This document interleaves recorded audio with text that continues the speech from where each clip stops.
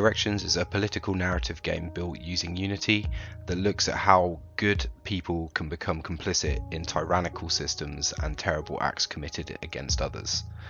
The game is heavily inspired by the quote, "The only thing necessary for the triumph of evil is for good men to do nothing."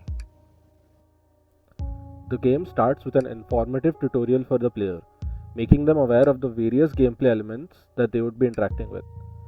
Multiple case files containing critical information are presented periodically.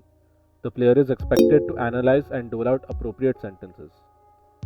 The overarching narrative of the game world is presented to the player via the newsfeed, while the emails are used to inform the player of the effects of these narrative events on either their work or the lives of those dear to them.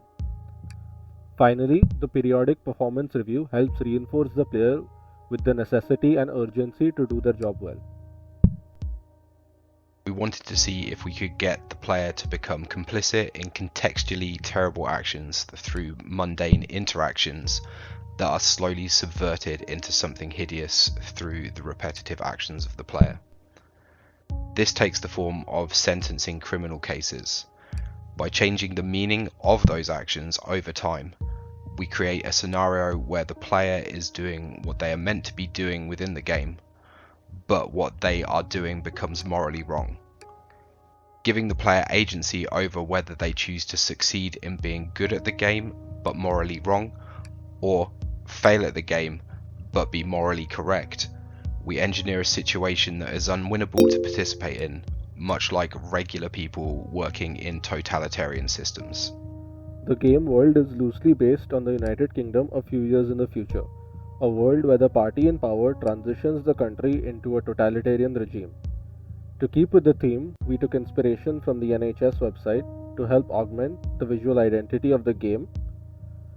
Our design pillars were clean, precise, and mundane. Regarding the narrative of Corrections, we wanted to approach this in a way that made the story hidden in plain sight. This meant observant players might be able to see the direction the game is heading in, but the narrative can still be missed early on. To achieve this, we decided to rethink the way we forwarded the story, eventually deciding to implement various narrative elements such as the news and emails. The main plot of the narrative is delivered by news headlines, giving players the key world events as they progress through the game.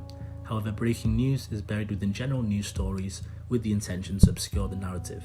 A more human insight to these events is provided through emails to the player from the government whom they are employed by, colleagues, and family, each boasting unique personalities that eventually tie into the game's story, as players may see familiar faces when receiving their daily assignments.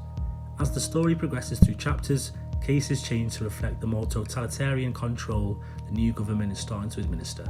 This is reflected in the changing punishments available to players and through the game's musical elements to create a more menacing and oppressive feeling to gameplay. The end game states are designed to show that your actions have consequences for you or others. If you fail at the game, you are convicted in a similar manner to the same cases you sentencing. If you succeed at the game, you are convicted of crimes against humanity over you partly enforcing the system.